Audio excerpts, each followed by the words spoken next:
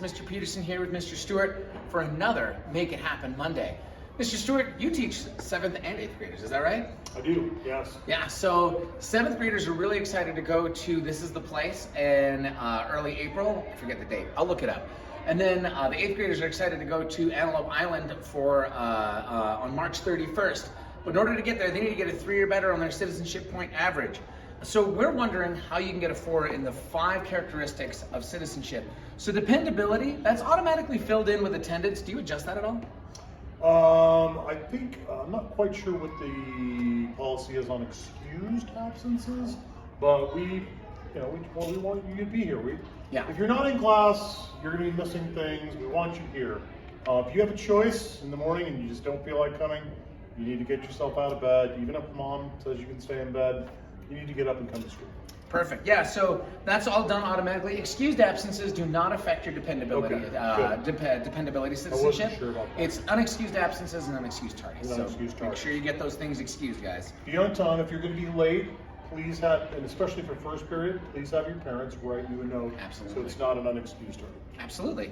How about responsibility? How do students get a 4 in responsibility in your room? It's funny you should ask that, Mr. Peterson.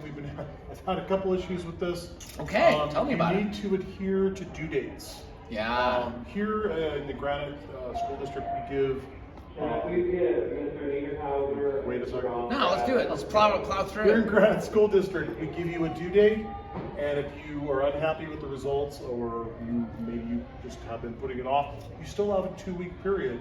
I did have some difficulty getting some work in recently, and that to me was troubling because now I have to bump some of those people down on their responsibility grades. Right. For getting in late. Absolutely. How about communication? How do they get a 4 in communication? Communication's a two-way street for me. When I'm giving instructions, they need to be listening, and then they also need to be asking good questions. But if I have to repeat myself more than 1 or 2 or 3 times, that's not good communication. If kids are going to be out of town, I think it's important to come to a teacher and say, hey, what am I going to be missing? My most responsible and kids are the most communicative. Come to me first and say, I'm going to be gone. What am I going to be missing? What can I do? That's good communication. Very good. How about a 4 in respect? Respect. Again, that's one of those things. If I'm up in front of the room talking, or others, we have to do a lot of student-led things. More so, yeah. So it's how you would want if you were up there, how would you want people in classroom to be acting? Yeah. And so that's why I have us do a lot of student-led things, because I want kids to realize you need to show respect not only to me, but to your classmates and to other kids who even aren't in any classes you have, who you don't know. If you're in 8th grade and there's a little 6th grader, and I see you disrespecting someone, that's going to affect your grade in my class. Yeah, for sure. How about hard work and resilience? How do they get a 4 on that? I like kids who are, I'm willing to give 4s for kids who really push. They don't procrastinate. They get things done on time.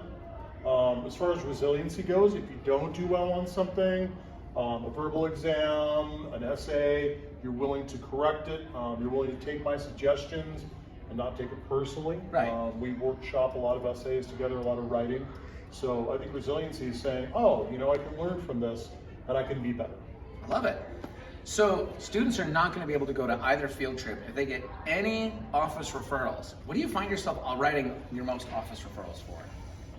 Well, I usually try to work these things out in class myself, but when I really have asked somebody to do something several times, and then I get a really bad attitude or a bad response about it, that's where I get a little, that bothers me because I feel like I'm very fair and fun with them, and if you can't, at the very least, keep things out of our office, if I feel like I have to go, then if I have to get an educator's handbook and write something up and then it becomes It has to be pretty bad. It's like, it has to be pretty bad. Like you want to keep it in-house, but if someone's going to force your hand, you're going to write an office exactly.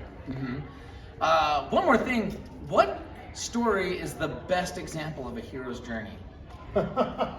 Well, it just so happens that we're reading The Hobbit right now, and I like the reluctant hero. The hero who has to be cajoled a little bit. Sure. Who always had it in him. is willing to be loyal and courageous and show the way, and who is resilient, a good communicator, Love it. works hard. Absolutely. Right? I mean, these are all. That's true. The Hobbit right now, probably my favorite. He's getting he's getting on the bus. He's on his way to Antelope Yeah, Island. he's at the front of the bus. Uh-huh. He's doing okay. I love it. Well, thank you so much, Mr. Stewart. And hey, 7th graders, we'll see you at This Is the Place, and 8th graders, we'll see you at Antelope Antelope Island. Island is awesome, by the way, so don't miss it. Thanks. Take care. A helping hand to your fellow man.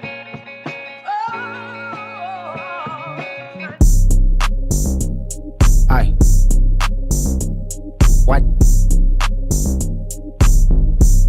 Look. Hey, Coach Surprise. What's up, Coach Carlson? Beam. No? Bop. What? Boom. Boom. Boom. Ah. Bop. Oh.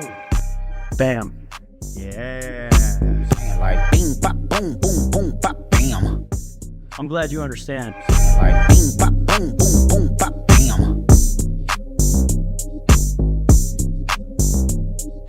Big dog business, I would not hold your hand. Hey, we're really excited for the 2025 wrestling season, and we want you to join us.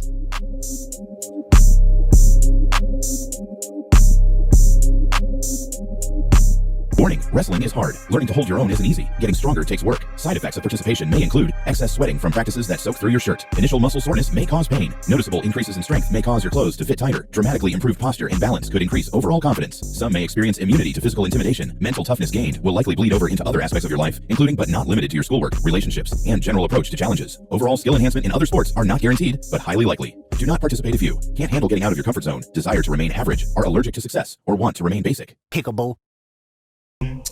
Bum, bum, bum.